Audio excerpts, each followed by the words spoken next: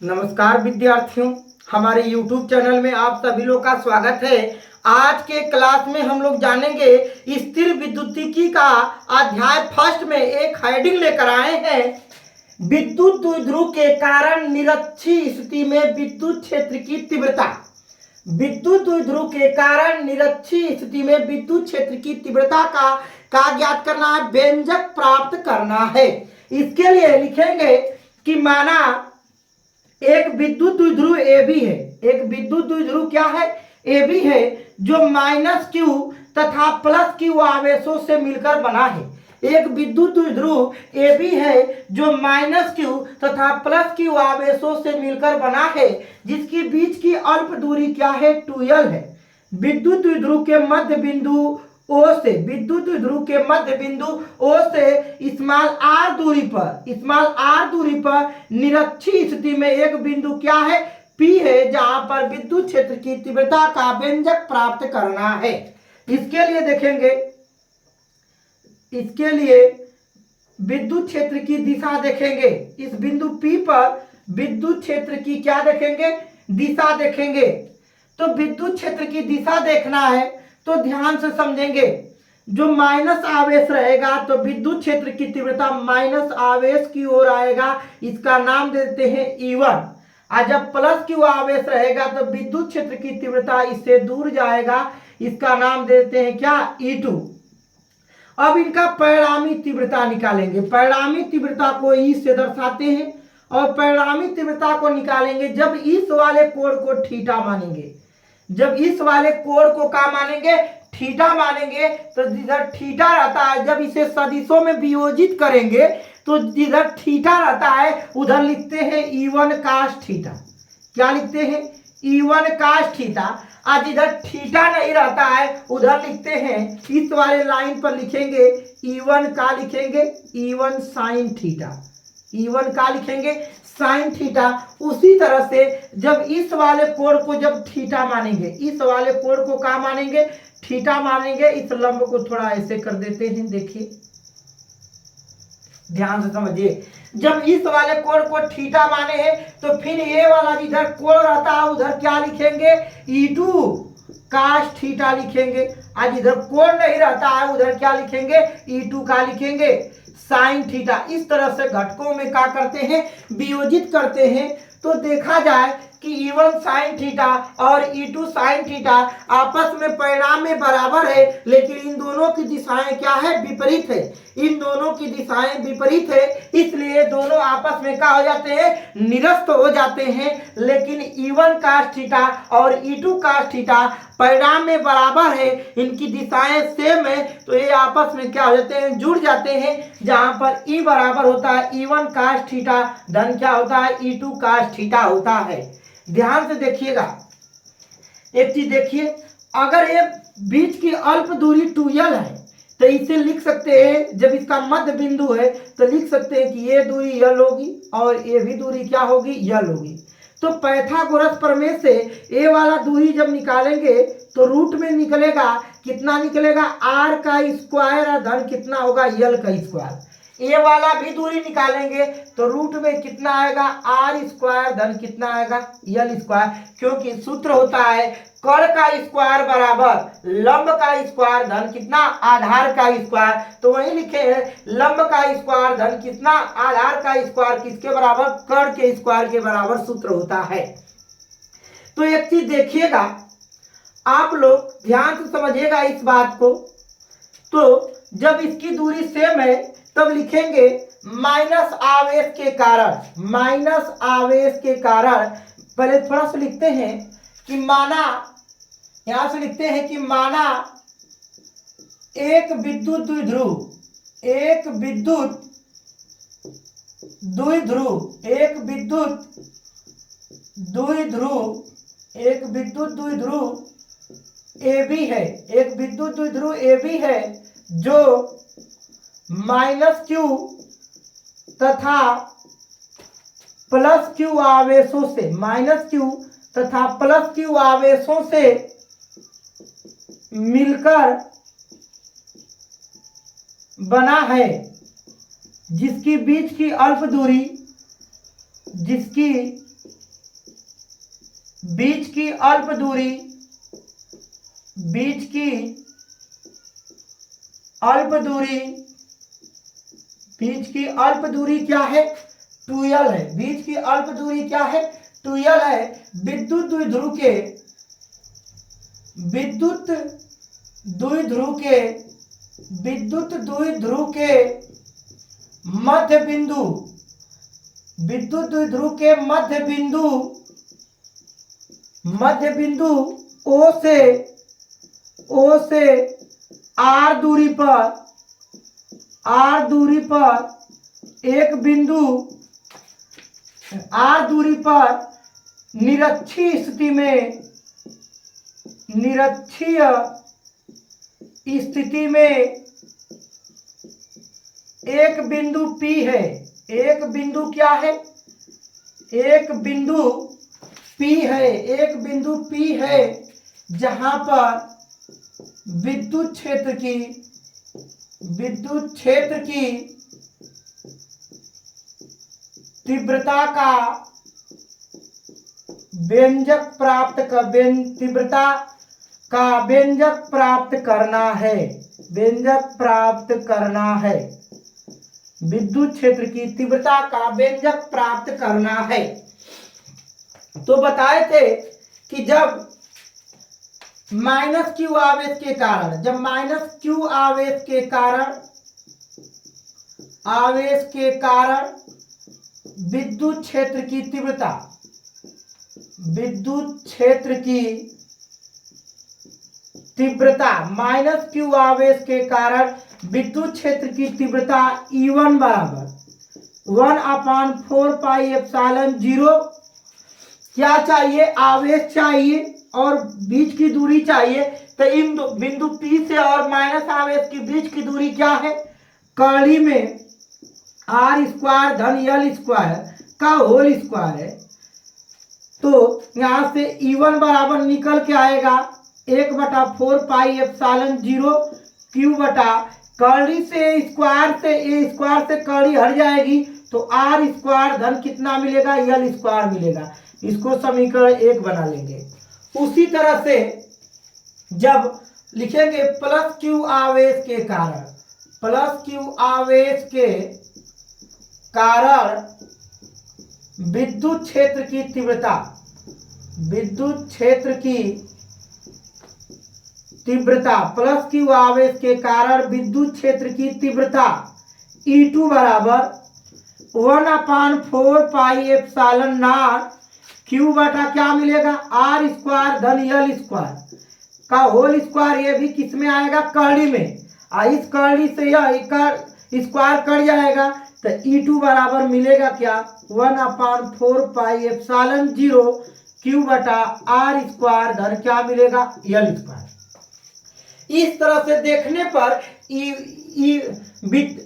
Minus आवेश के कारण विद्युत क्षेत्र की तीव्रता और प्लस आवेश के कारण विद्युत क्षेत्र की तीव्रता दोनों आपस में बराबर है, अर्थात लिख सकते हैं E1 बराबर क्या? E2। तब परिणामी तीव्रता, तब परिणामी तीव्रता, परिणामी तीव्रता, तब परिणामी तीव्रता देखेंगे तो E बराबर क्या मिलेगा? E1 काश थीटा अधन E2 काश थीटा। यहां से देखने पर E1 बराबर E2 है, अर्थात E1 की जगह E2 रख सकते हैं या E2 की जगह क्या लिख सकते हैं? E1 लिख सकते हैं। तो देखिए लिखें क्या? E1 काश थीटा अधन E2 की जगह जब E1 रखेंगे तो E1 काश थीटा आएगा। जब दोनों को जोड़ देंगे तो मिलेगा क्या? देखिए 2E1 काश थीटा।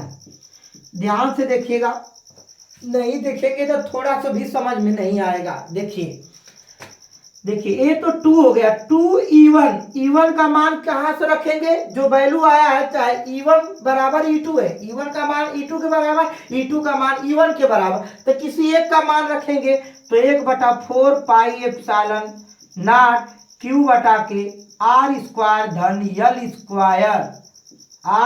धन क्या मिलेगा? l²। आकाश थीटा, आकाश थीटा बराबर देखेंगे तो काश थीटा बराबर क्या आता है, यहां से देखते हैं। जो काश थीटा बराबर आता है यल ए यल लाल बटा के ए लंब बटा काश थीटा बराबर आधार बटा कर्ण देखेंगे। काश थीटा बराबर क्या है, आधार बटा के कर्ण। आधार बटा के कर्ण, आधार कितना है, आधार देखेंगे तो यल है और कर्ण कितना है, कड़ी में आर स्क्वायर धन कितना है, यल स्क्वायर। तो कड़ी में आर स्क्वायर धन क्या है, यल स्क्वायर। तो यहां पर लिखेंगे काश थीटा का मान क्या आएगा, यल बटा के कड़ी में आर स्क्वायर धन क्या आएगा, यल स्क्वायर आएगा। ध्यान से देखिएगा, इसे हल करते हैं हम लोग। देखिए यहां से फिर हल करेंगे तो ई बराबर निकल के आएगा, क्या आएगा, 2 1/4 पाई एप्सिलॉन नॉट क्यू बटा के आर स्क्वायर धन यल स्क्वायर पर क घात 1 घात। और इस कड़ी का मान होता है 1/2 घात। तो यल बटा के लिख सकते हैं कि कड़ी का मान 1/2 घात होता है। तो लिख सकते हैं आर स्क्वायर धन यल स्क्वायर पर कितना, 1/2 घात।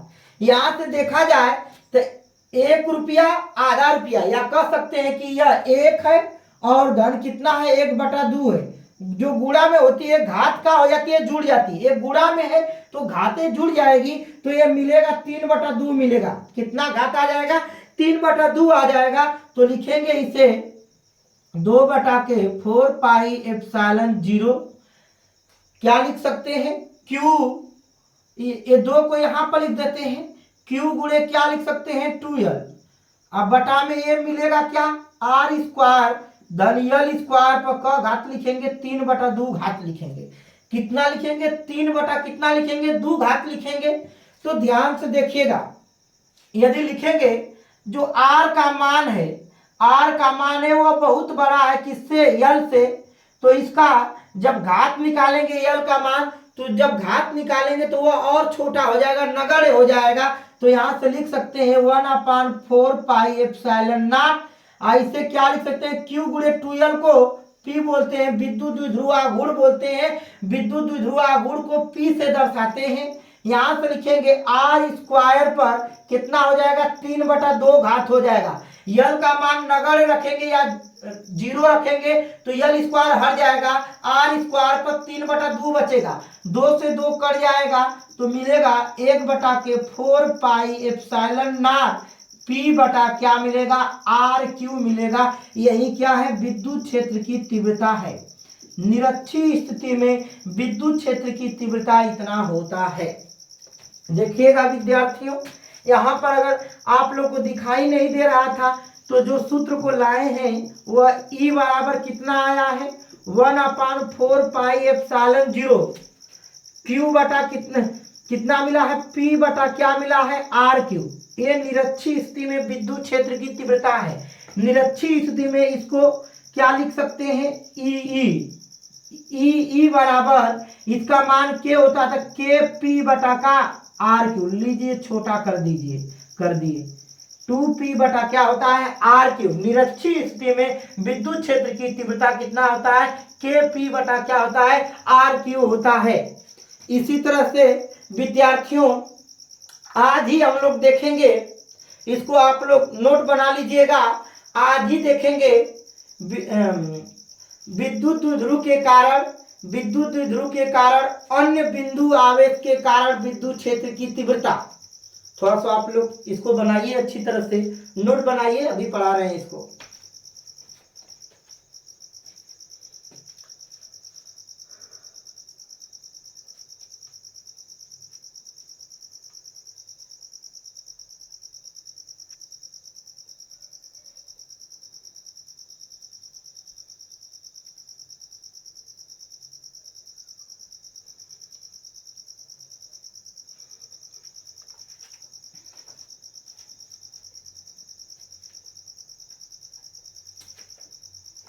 बना लिए, देखिए इसको मिटाते हैं, बना लीजिएगा।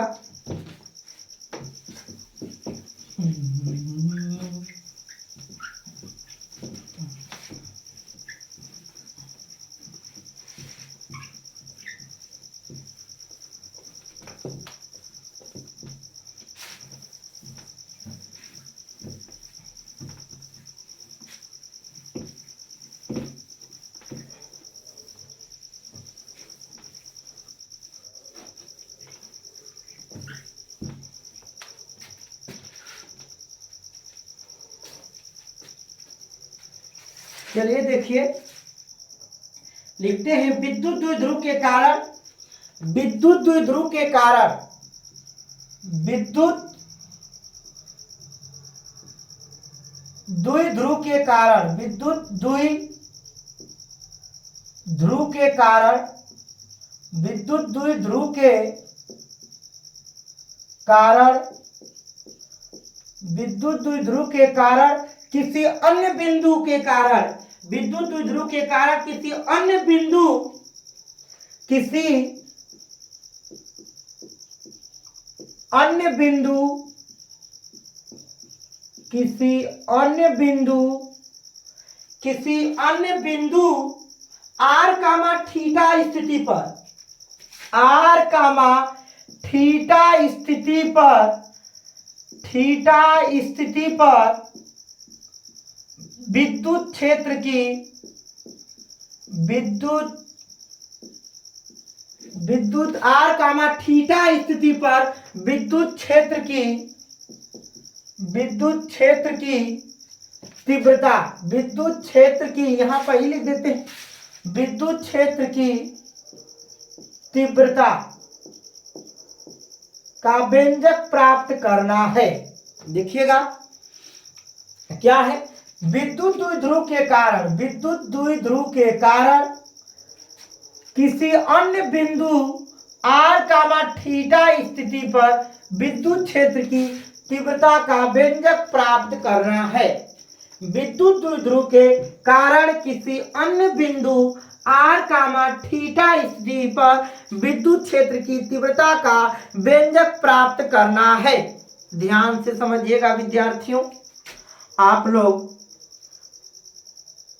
अच्छी तरह से नोट भी बनाइएगा और अपने भाई बंधुओं में इसको शेयर करिए कि वे लोग भी पढ़ सके, और इतना शेयर करिए कि सभी लोग इसको क्या करें, पढ़ सके। देखिए, हमें विद्युत द्विध्रुव के कारण किसी अन्य बिंदु आर कामा थीटा स्थिति पर विद्युत क्षेत्र की तीव्रता ज्ञात करनी है। इसके लिए देखिए लिखेंगे, माना एक विद्युत द्विध्रुव ए बी है, माना एक विद्युत द्विध्रुव क्या है, ए बी है, एक विद्युत द्विध्रुव ए बी है जो -q तथा +q आवेशों से मिलकर बना है। एक विद्युत द्विध्रुव क्या है, ए बी है जो -q तथा +q आवेशों से मिलकर बना है। देखिएगा, इसे थोड़ा बड़ा बनाते हैं। देखिए, इसको लिखेंगे नहीं, बस बताएंगे, आप लोग नोट बना लीजिएगा इसको। देखिए, माना एक विद्युत द्विध्रुव, माना एक विद्युत द्विध्रुव क्या है, ए बी है जो -q तथा +q आवेशों से मिलकर बना है। कह रहा है कि एक विद्युत द्विध्रुव ए बी है जो -q तथा +q आवेशों से मिलकर बना है, जिसकी बीच की अल्प दूरी क्या है, 2l है, जिसकी बीच की अल्प दूरी क्या है, 2l है। हमें ज्ञात करना है r कामा थीटा पर। तो कह रहा है कि मान लेते हैं कि r दूरी पर, कितना दूरी पर, r दूरी पर एक बिंदु P है, एक बिंदु क्या है, P है, जहां पर विद्युत क्षेत्र की तीव्रता का व्यंजक प्राप्त करना है। r कामा किस कोण पर, थीटा कोण पर।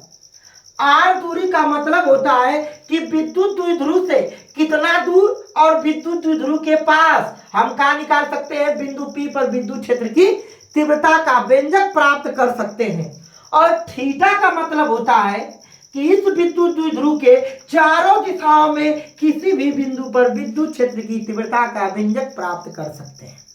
इससे पहले हम लोग जो वीडियो पढ़े थे, या इसी में जो पार्ट में पढ़े थे हम लोग कि अच्छी स्थिति और निरक्षी स्थिति, उसमें बस विद्युत क्षेत्र की तीव्रता ज्ञात करनी थी, तो वह अक्ष पर ज्ञात करनी थी। और इसी वाले पार्ट में पढ़े हैं कि जो विद्युत क्षेत्र की तीव्रता ज्ञात करनी है उसके निरक्ष पर अर्थात लंबवत पर ज्ञात करना है। क्योंकि जब अक्ष पर निकाले थे तो विद्युत क्षेत्र की तीव्रता, जो अक्ष पर निकाले थे वह विद्युत क्षेत्र की तीव्रता E बराबर कितना आया था, 2p K2p बटा RQ, K2p बटा कितना मिला था, RQ मिला था।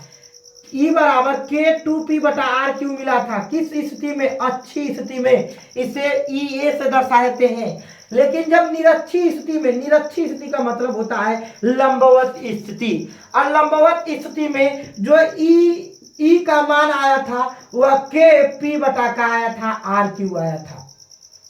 ये अच्छी स्थिति में था, यह क्या था? निरक्षी स्थिति में। लेकिन यह जो हम लोग पढ़ने वाले हैं यह अच्छी और निरक्षी नहीं है।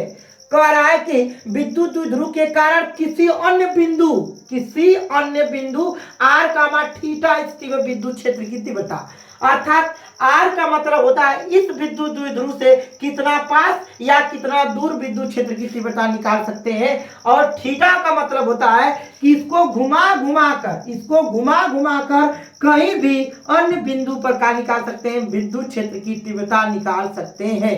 इसी का मतलब होता है r कामा किस पर? थीटा पर। यहाँ पर लिख देते हैं r कामा थीटा पर विद्युत क्षेत्र की तीव्रता बिंदु P पर निकालना है। किसके कारण? विद्युत द्विध्रुव के कारण निकालना है। तो ध्यान से एक चीज देखिएगा, अब इसको हम लोग थोड़ा दिखाएंगे। देखिए, बताए थे कि विद्युत द्विध्रुव आघूर्ण एक सदिश राशि है जिसकी दिशा, विद्युत द्विध्रुव आघूर्ण एक सदिश राशि होती है जिसकी दिशा माइनस आवेश से प्लस आवेश की ओर होती है। तो देखिए, विद्युत द्विध्रुव की जो दिशा होती है इस वाले बिंदु से दिखा रहे हैं। इस पर देखिए, विद्युत द्विध्रुव की दिशा जो होती है वह किधर होती है? माइनस आवेश से किधर होती है? प्लस आवेश की ओर होती है। जो विद्युत क्षेत्र की तीव्रता, जो विद्युत द्विध्रुव आघूर्ण की दिशा होती है, जिसको कह सकते हैं, देखिएगा, इसको मान लेते हैं 2l। जानते रहिए कि इसके बीच की अल्प दूरी क्या है? 2l है। तो मान लेते हैं कि यह P वेक्टर की जो दिशा होती है, विद्युत द्विध्रुव आघूर्ण की दिशा जो होती है वह किधर होती है? माइनस आवेश से किधर होती है? प्लस आवेश की ओर होती है। तो देखिएगा, इस वाले लाइन पर जो हमें सदिशों में जब वियोजित करेंगे तो इसका हमका लंबवत घटक चाहिए। तो इसका लंबवत घटक हम लोग ऐसे देखते हैं। देखिए, इसका लंबवत घटक देखेंगे तो देखिए, इसका लंबवत घटक देख रहे हैं, ध्यान से सुनिएगा। इस वेक्टर P का लंबवत घटक देखेंगे तो इस वाले बिंदु पर इसका ये लंबवत घटक है। क्या है? लंबवत घटक है।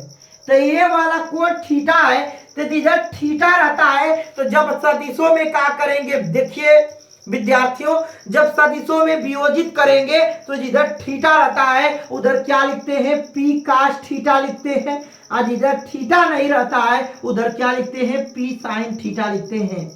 देखिए बेटा, अगर समझ में नहीं आएगा तो वीडियो को फिर से कहिएगा, फिर से पढ़ा देंगे, लेकिन आप लोग अच्छी तरह से पढ़िएगा क्योंकि बोर्ड के लिए यह क्या है? बहुत महत्वपूर्ण है।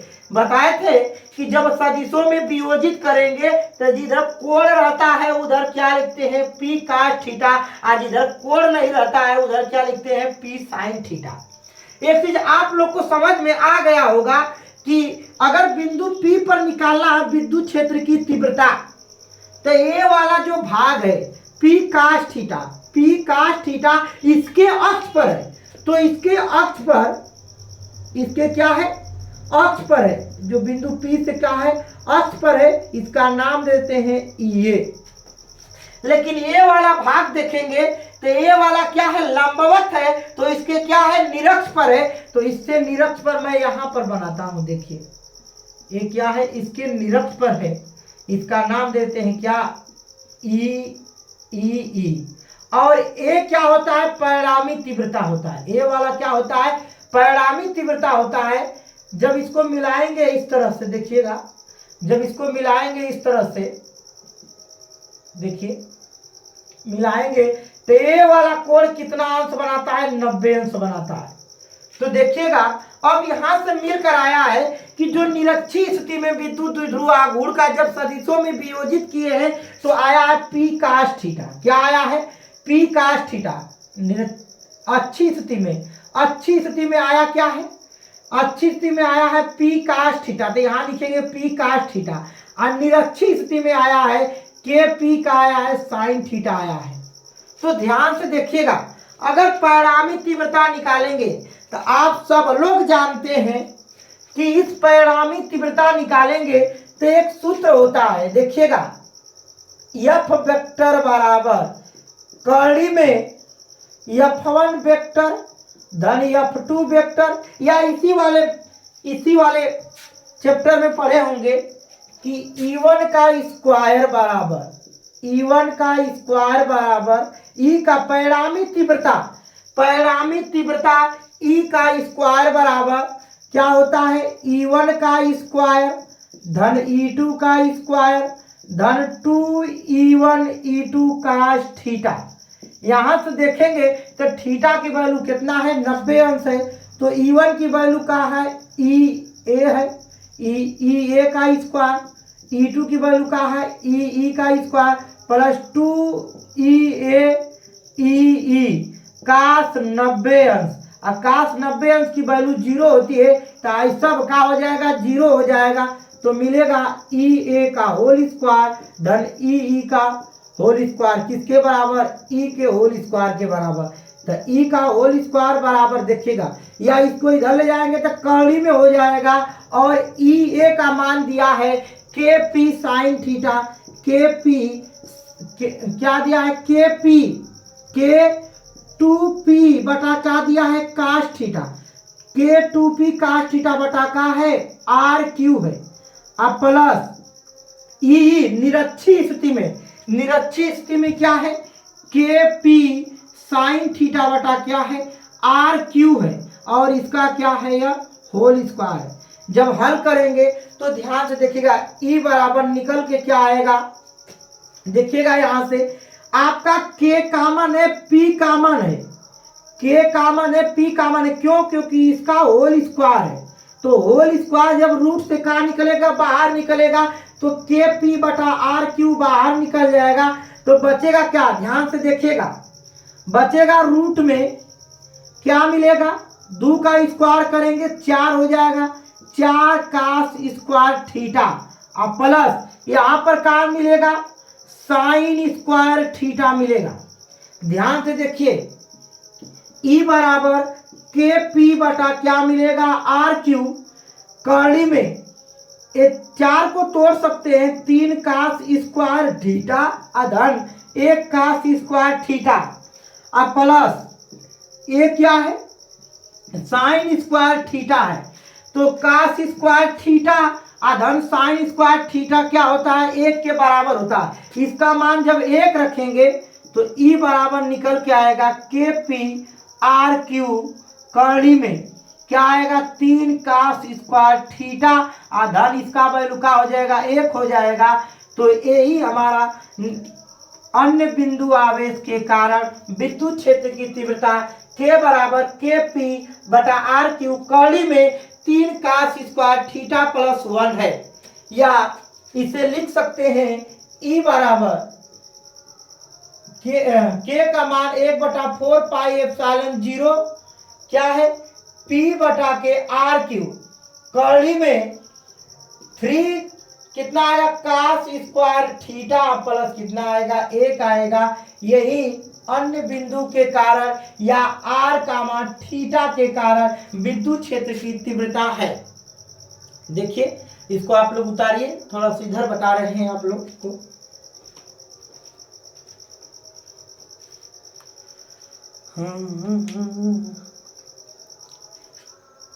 देखिए बच्चे, हो गया, देखिए ध्यान से समझिएगा। एक चीज देखिए, अगर ये कोण फाई है, ये वाला कोण क्या है, फाई है, तो जब टर्न फाई निकालेंगे, कहाँ निकालेंगे, टर्न फाई, और जब टर्न फाई निकालेंगे तो टर्न फाई बराबर ये लाल बटा कक्का से देखेंगे यल ए, या लाल बटा के ए क्या होता है, लंब बटा आधार।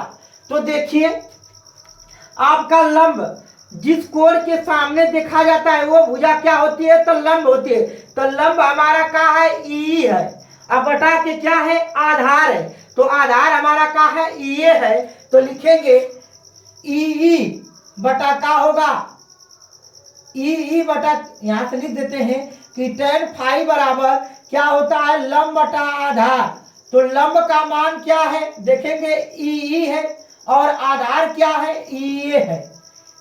कह सकते हैं कि यह क्या है, निरक्षी स्थिति में है क्या, या अच्छी स्थिति में। देखिए लंब देखेंगे तो लंब आप तो बार बार देख रहे हैं कि जो लंब है वही निरक्षी होता है, जो लंब है वही क्या होता है, निरक्षी होता है। लेकिन जो आधार होता है वो क्या होता है, अच्छी होता है। तो ये वाला लंब होगा तो यह वाला भाग ई होगा, और ये वाला भाग क्या होगा, आधार होगा। तो ये लंब हो गया, ये क्या हो गया, आधार हो गया। तो यहां से जब लिखेंगे तो देखिएगा ध्यान से, ई का मान कितना लिखे, ई का मान के पी साइन थीटा बटा आर क्यू लिखे हैं। अपान में ई का मान क्या है, के 2p काश थीटा बटा का लिखे हैं आर क्यू। आर क्यू से आर क्यू गया, के से के गया, पी से पी गया, मिला क्या, 1/2 मिला। साइन थीटा बटा क्या मिला, काश थीटा मिला। और जब दोनों को tan फाई निकालेंगे तो tan फाई बराबर 1/2 साइन थीटा बटा काश थीटा, क्या निकल के आएगा बेटा, tan थीटा आएगा। और जब फाई का मान निकालेंगे तो मिलेगा क्या, tan इनवर्स 1/2 tan थीटा। यही कोण है। फाई निकालेंगे तो फाई बराबर tan इनवर्स 1/2 क्या मिलेगा, tan थीटा आएगा। ये बार बार बहुविकल्पी क्वेश्चन में पूछता है, ध्यान से आप लोग इसको बनाइएगा, जल्दी नोट बनाइए बच्चे।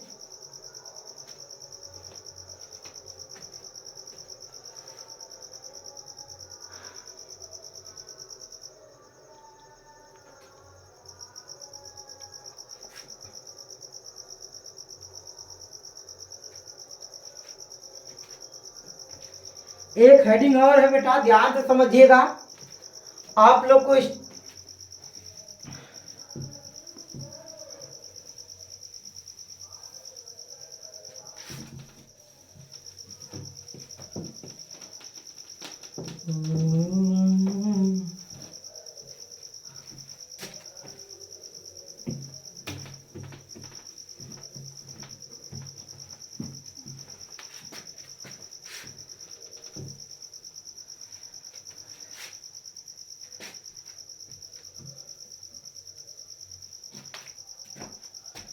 देखिए विद्यार्थियों, आप लोग जानते हैं कि जो ये गाजीपुर जो है ये वीरों की धरती है, वास्तव में ये वीरों की धरती है। और हम भी देखिए आप लोग को दिखाएंगे कि सचमुच में यह क्या है, जो गाजीपुर है यह वीरों की धरती है और हमेशा ही क्या करेगी, रहेगी।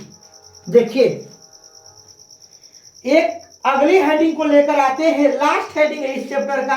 एक समान विद्युत क्षेत्र में विद्युत द्विध्रुव पर बल तथा बल आघूर्ण। देखिए एक समान विद्युत क्षेत्र में, एक समान विद्युत क्षेत्र में, एक समान विद्युत क्षेत्र में, एक समान विद्युत क्षेत्र में, एक समान विद्युत क्षेत्र में विद्युत द्विध्रुव पर विद्युत द्विध्रुव पर विद्युत द्विध्रुव पर विद्युत द्विध्रुव पर एक समान विद्युत क्षेत्र में